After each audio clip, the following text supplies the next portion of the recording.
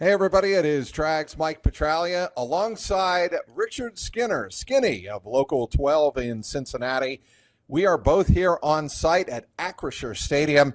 Skinny is upstairs in a broadcast booth. I am down in the bowels, as they say, of Acrisure, actually right next to the Bengals locker room and the press conference room, where there were smiles abound, Skinny, after a nail-biting 19-17 win over the Pittsburgh Steelers here late on Saturday night in the wind and the bitter cold. The Bengals live for at least another day in the NFL season. As a matter of fact, their playoff hopes extend into the final day of the season as they are looking now for help from Aaron Rodgers and the Jets over Miami and Carson Wentz and the Chiefs over the Denver Broncos. And if those two things happen, Chiefs and the Jets both win, they are back in the playoffs. But first things first, what happened here Saturday night, really remarkable in terms of the way the Bengals were able to hold on the road when it seemed like they were leaking a little bit of oil at the end, Skinny. Yeah, it almost felt like it was going to be the appropriate ending to this season, right? That, a season of close losses, disappointing losses that, just one more. Because at 19-7 in the fourth quarter, it honestly felt like this was over. Pittsburgh's offense had 91 yards at that point in the game. This is the same Pittsburgh offense that rolled up 520 against these guys just 5 weeks ago. And so you thought, okay, 19-7's enough. And then Pittsburgh in 3 minutes goes down and scores with 8 minutes still to go to cut it to 5. And now it's, okay, now you got to get the offense going again. And they never really did. Then the defense forces a punt. And you're thinking, okay, a couple of first downs right out the clock, you're fine. Instead, the punt ends up hitting DJ Ivey in the foot, and Pittsburgh recovers, puts him in territory to maybe go down and score the touchdown to take the lead. Defense comes up big again and holds them to a field goal, 19-17. Then you have to punt it away one more time at the 2-minute warning. Pittsburgh has no timeouts. Their clock management was horrifically bad in that last drive. One of many decisions that Pittsburgh made that weren't very good, including the end of the half sequence we'll get to. And the Bengals defense comes up with a stop. And, listen, this season has been a disappointment to a large degree, as Joe Burrow said after the game. Not making the playoffs is a disappointing season, and they still have a chance. But if they don't, he would consider it still a disappointing season. But at 4-8, the only thing you can do is win out and hope. And you've got it down to hope of 2 games at 4:25 on Sunday that aren't complete long shots, aren't completely far-fetched, but it's the best you could do. You did your part, which was win this game tonight, no matter how ugly it was at times. Yeah, and I think what's really, I think, appreciated by a lot of people in that Bengals locker room is the fact that, yes, Joe Burrow got this team off on the right foot. He had an MVP caliber season, no question about it, but he was literally banged up toward the end of this game. It was a scary moment where he looked like a Steeler came down on his neck and wrenched it pretty good. He picked up a big face guard full of Acrisure Field turf in his face mask. He had to go over to the medical tent, get checked out, go through the protocol because he was complaining of his neck. After the game, actually, Burrow said it's the first time in his career he was scared there for 10 to 15 seconds. But Burrow wasn't the main story tonight. Trey Hendrickson in the defense was. Trey Hendrickson finished with 3.5 sacks in this game, 17.5 sacks, and barring something completely unforeseen like Danielle Hunter of Houston finishing with like 5 sacks on Sunday against the Tennessee Titans, Trey Hendrickson will become the first Bengal ever to lead the National Football League in sacks. Defense was the story here on Saturday night.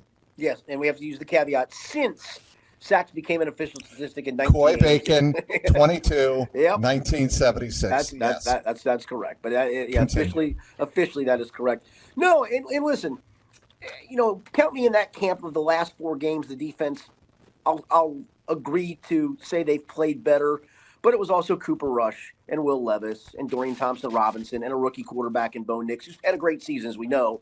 And he might be playing in the playoffs if he leads his team to a win over Kansas City. But you haven't faced a who's who, and you really don't face a who's who in Russell Wilson in this offense. It's been really pedestrian of late.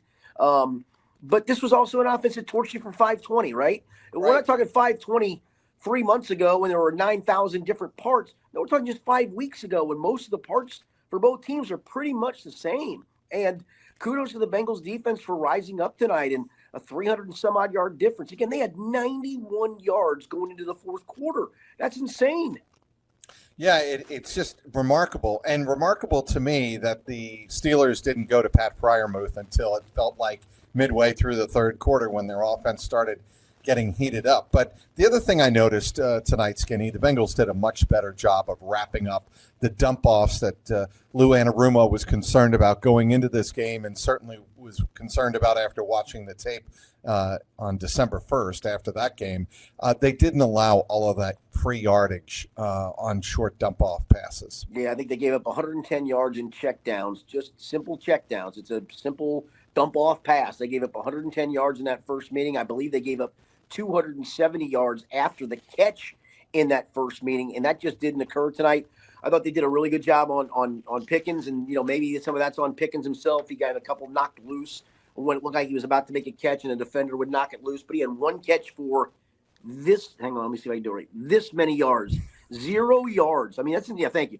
0 yards. That's getting it done. And honestly, the quick Pittsburgh touchdown drive in the fourth quarter was a little troublesome because it happened so fast and they were getting chunk plays there. But really, the other touchdown drive was aided by Josh Newton not finding a ball on third down on a deep pass, which all he does is get his head around. And he did that, if you remember, Mike, in the fourth quarter to knock away a pass. Pickens. Yeah, actually, I think it was Pickens. Yeah. I think you're right. And then on that drive, the first scoring drive, there were two pass interference calls. One I thought was correct. One I thought was a little bit iffy. The one in the end zone on Cam Taylor-Britt, or that drive doesn't get going for the most part. So no, I think the defense ends on a high note. We can debate this moving forward at some point. Is it enough to save Lou Anarumo even if they don't make the playoffs? And I guess we'll find that out pretty quickly. But this is going to be really, by the time people see this podcast, an interesting next few hours for this Bengals team to either figure out it's going to Buffalo to play or then start answering offseason questions come Monday. I think it was Paul Dehner Jr. who asked point blank to Trey Hendrickson after the game, do you want to see Lou Anarumo come back? Do you think, what are your thoughts on Lou Anarumo? And he said, that's not my decision, but I love the man. I love what he's been able to do in terms of motivating us here over the final 5 weeks of the season. I love what he's been able to do over the course of several years that I've played for him. Obviously, I think a lot of players on that roster think the world of Lou Anarumo. And that's why I think, there's probably quietly, very quietly, some regret that they didn't play harder, perhaps with more urgency, more production earlier in the season. You're talking about 9-8 right now. Maybe the Bengals win two more of those games and you're looking at 11-7, or I'm sorry, my math is terrible. 11-6. Let's say 11-6. We're not having that conversation. No, We're right. talking about how the Bengals are getting ready to face the best of the best in the AFC playoffs again. But instead, Bengals have to wait on a couple of games on Sunday, and then if they're not fortunate enough, then you start to look at what kind of retooling can happen on the coaching staff. Yeah, no question. And we'll probably find some of those answers out pretty quickly on Monday. If they don't make the playoffs, Monday will be locker cleanup day, a clean-out day, and that's, as we know, Monday in the NFL a lot of times is known as Black Monday, if you will, when coaches get fired, mostly head coaches, but sometimes other guys on staffs get fired. So we may find out some things as quickly as Monday. We may not find out anything if we can't get to the stadium because of the impending snowstorm. Yeah, that thought crossed my mind too, Skinny. Yeah, don't worry about that. Yeah, that may be the case as well. So, yeah, I mean, there still are a lot of off-season questions to answer, even if this team does make the playoffs. And we've talked a lot about those on this podcast as the season's gone on. It just feels weird to where the bottoming out looked like it was in that first Pittsburgh game, the 44-38 game that left them at 4-8 and pretty much left them for dead. And even players at that point were talking like, hey, we're not even thinking about the playoffs. We just think about trying to win a game. And you look up and 5 weeks later, you've won 5 in a row to get to 9-8. And that was part of the line of questioning of Zach Taylor, Joe Burrow, and players in the locker room, those first two guys at the podium of, what does this say about, kind of the character of this team and the character of that locker room? And I think it does speak volumes of that. I know it's going to sound hokey of, well, you should have done more earlier. Sure, you should have done more earlier. Shouldn't have lost to the New England Patriots. Turn one of those wonky close games around, and to your point, That's all you are 11-6, and you're probably going to as the 5 seed to play Houston at Houston, and a chance to take a step forward there and win a playoff game. As Zach said, I don't think anybody wants to see them in these playoffs. I think he's right. I mean, I can guarantee you nobody wants to see this team in the playoffs, but you may not have to if they don't make it. They're not going to want us in this tournament. I promise you. I promise you. Zach Taylor after the game. He also said we're capable of anything. And he's right. Yeah, and I wanted to get your thoughts on that and maybe a little expansion on those thoughts, Skinny. This team, based on what Zach Taylor said and the way they played the last 5 weeks, I think he's right. If they get in, they can do some real damage starting in Buffalo. Yeah, I think the only scary part to that, Mike, would be how beat up you are. I mean, will you get an Amarius Mims back for that? Chase Brown, you probably will get back for that, but then T leaves tonight's game, and we don't see him come back in, and that's been kind of an ongoing thing. They've been trying to manage it. I'm not so sure how right Burrow is after the game either, to be honest with you. I mean, he didn't look very good, down the stretch throwing the football. Some of that, again, you can give them a lot of credit to Pittsburgh. And the weather. I'll give you all those things. But, again, it feels like this team got a little beat up in a couple of places again tonight. Cody Ford gutted it out after he hurt his chest and had to be taken out of the game. And then, Mims gave it the old college try, and he really wasn't. I mean, you talk about an emergency moment. That was what that was for Mims. I know I saw some stuff on my Twitter timeline where fans were like, yeah, I need to make that change. Well, no, they didn't need to make it. They had to make it because Cody Ford was hurt. Once Cody Ford said, I can go back in the game, they took Amarius out because he wasn't healthy enough to really play. So the one thing I would tell you is there are sometimes that there are teams that are stuck in other teams' heads, and the Bengals have the Bills' number a little bit. I think this is a really good Bills team. In my opinion, I think it's their time in the AFC. It just feels right for all the things that have come together for them. The fact that they did beat Kansas City, although they'll have to go back to Kansas City in the AFC Championship game. But, yeah, I mean, it's not like the Bengals haven't gone to Buffalo and won a playoff game before against a Buffalo team that was seated higher than them because that's why they had to go to Buffalo to play them. And that's why I think Zach Taylor said they don't want to see us. I can promise you that. And I think he's right. I think he is but too. But the Cards, as Jamar Chase had maybe one of the lines of postgame, and I'll read it to you. He said, we just have to let the dice roll, take our chances, and see how everything plays out on Sunday. That perfectly sums it up. Yeah, that's all it They've is. rolled that. All they can do now is let the other players at the table roll the dice. Jamar Chase, speaking of the Bengals' top receiver, didn't really, when he was speaking with Bengals play-by-play man Dan Horde after the game, he didn't really want to talk about the record-tying 17 touchdowns. He caught the 17th tonight against the Steelers. You know why that is, Skinny? I don't. That is because he dropped 2 in the last 2 weeks, meaning the one that certainly he dropped against the Denver Broncos. It was in the end zone. I think they had to settle for the field goal then. Yep. And I think he was being a little hard on himself. But the one tonight. The one tonight, it was tall, but he thought, look, if I get my hands on that ball, that should not have gone through my hands. That's a touchdown. I saw it go through his hands, but I don't know if you were one of the ones because those of us that we all kind of sit close to each other. There were a couple of our reporter friends that actually thought he caught it, and it looked like he did for a second.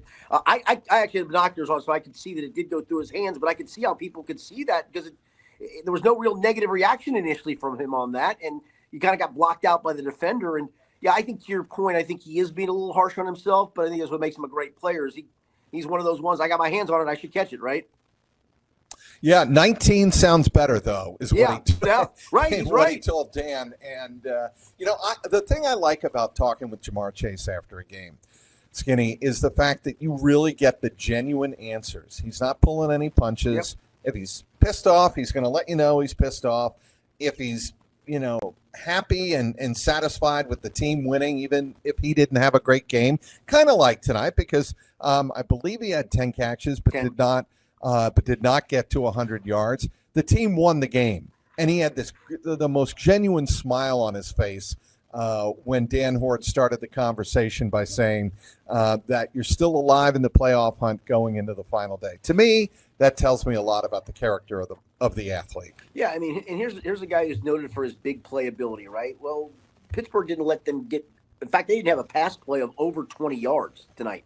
He had 10 catches for 96 yards, which means you're also getting beat up after that, right? The physicality of those little short 6-yard curls or 7-yard slants, and you're just getting third. And he just bounces back up and keeps going. I think it's also a testament to his toughness. All right, move on to the other very popular receiver in that locker room, T. Higgins. And he was asked by the NFL Network what he thought of the unknown of that could have been his last game as a Cincinnati Bengal. And he said it kind of sucks because he doesn't know. But if it is, obviously I want to wish the best to my guys because they were great teammates for the last 4 years in Cincinnati. And when he was asked, would you return to Cincinnati? He said, absolutely. I'm very comfortable in this city. And of his future, he said, hopefully it can be here, but if it's not, I wish the best to all my guys. So what did you think of those comments? Yeah, no, I think the one thing I really admired about T, and I still go back to OTAs this year, was like 2 weeks, or maybe it was last year. I guess it was last year's OTAs, where he's in the final year of his initial rookie contract. They didn't get anything really negotiated at that point. And I even said to him, if you remember, Mike, he missed like a week, maybe the first week or two of OTAs. Yes. They're voluntary. And then he showed up, and the first thing I asked him was, what are you doing here? And he looked at me with a puzzlement, and he said, I'm here to work on my craft. I'm a football player. I got to come play football. And I'm like, okay. And I thought he handled all of this stuff this year about as well as you could handle it. You can't tell me a player wants to be franchise tagged. That being said, I'm not here to tell you that that's not what the Bengals should have done, because it's part of the collective bargaining agreement. And if you don't like it, go complain to your union rep, man. But it's part of the business, yes. It's part of the business. Doesn't mean, though, as a human being, that you aren't either offended by that, taken aback by that, upset by that because you wanted some kind of long-term deal.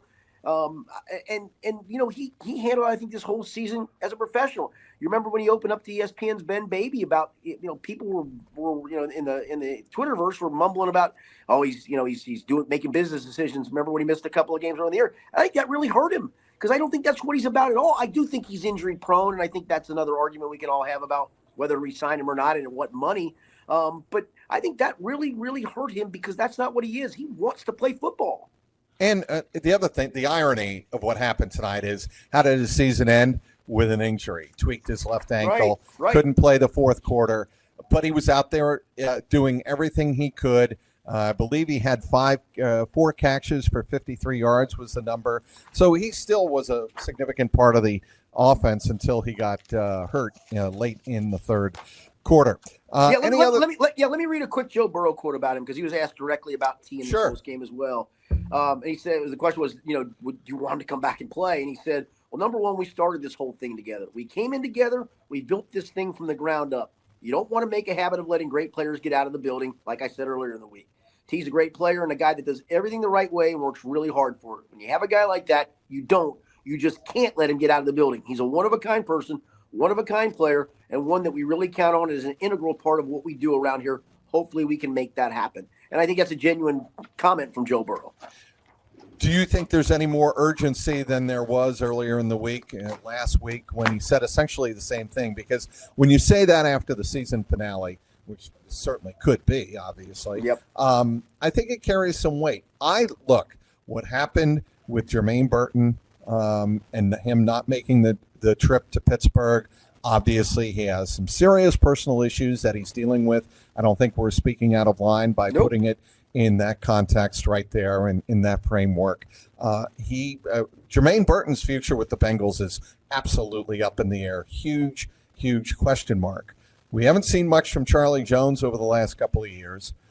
That leaves you pretty much, if you let T get out of the building, it's Jamar, it's Andre Yosivas, and then who? What do you got? No, that's a fair point. I mean, you literally will have to go spend a high draft pick on a wide receiver, and you might do that anyway for all I know. But if you're looking to address some other spots, you would hope that if you have T. Higgins signed and you have Jamar Chase and Yoshi, I didn't think he had a great year. It wasn't awful. It wasn't certainly dynamic, and maybe that's not what it was supposed to be. You don't have to go high for a wide receiver. Maybe there's a veteran floating around that can become your third or fourth guy. We saw multiple tight end sets, so you don't always have to have 3 wide receivers on the field either. And Chase Brown became such a weapon that I don't think you felt like, you needed another dynamic receiver out there as well. So, but to your point, if it's not, then you are really stuck just in filling out that room. Oh, there's no question. And that leads me into my next topic, Mike Gesicki. Towards the end of this season, I thought he became more and more valuable to Joe Burrow. Certainly in those stretches where the Bengals didn't have T. Higgins, when they had other injuries, when they didn't have Chase Brown tonight, they certainly turned to Mike Gesicki early in the game. He was very, very productive.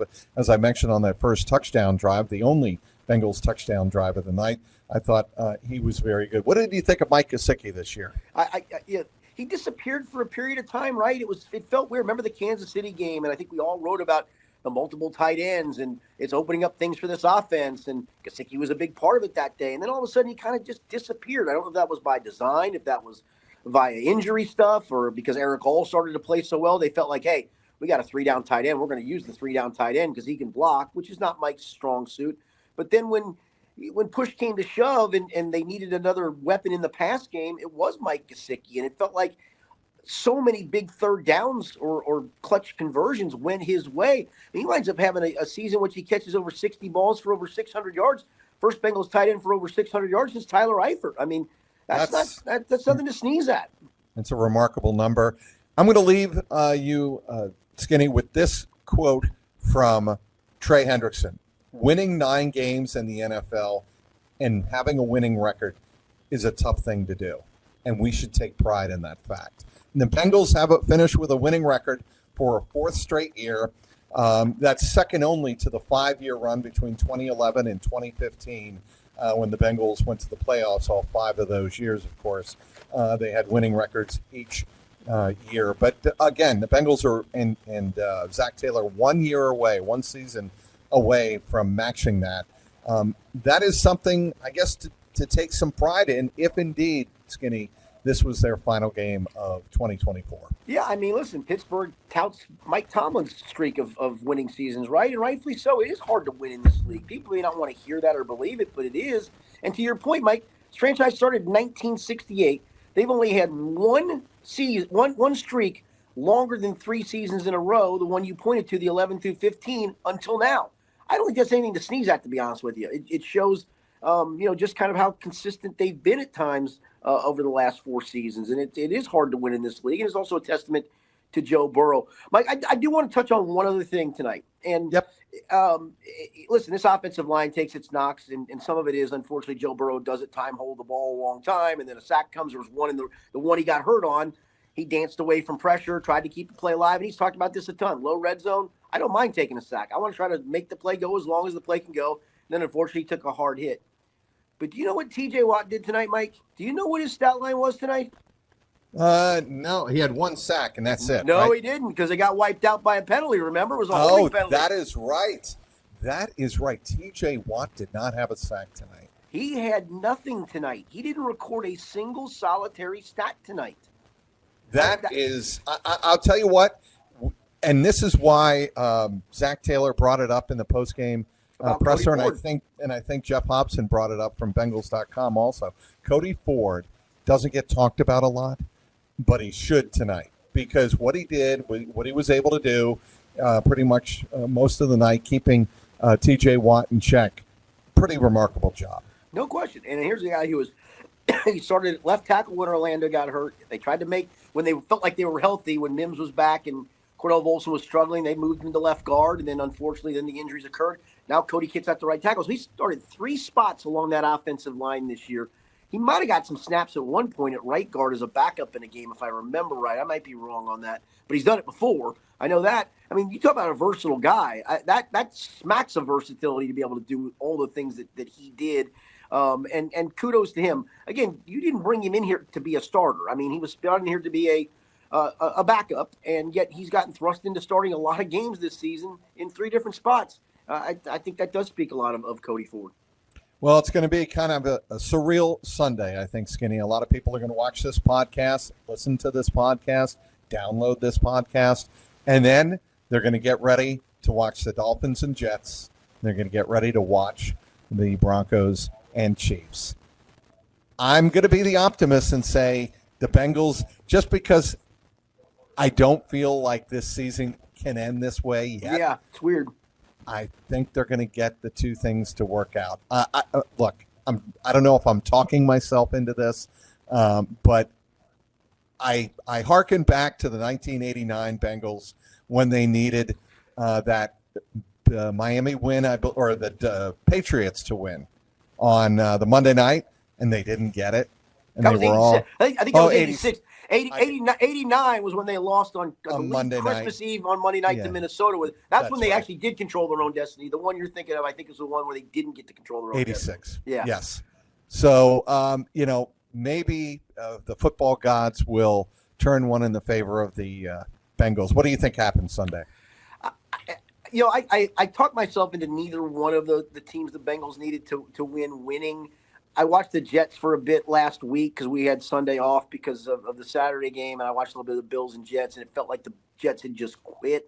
But the more this week has gone on, with even Aaron Rodgers talking about this could be my last game in the NFL, I don't think he's going to want to go out like that. I think that gives everybody on that team maybe something to play for. Maybe they don't care. Maybe they hate Aaron Rodgers' guts for all I know. Maybe he's just been nothing but a true pain in the ass, and they're like, dude, I don't care if it's your last game. It's your last game. That's your problem.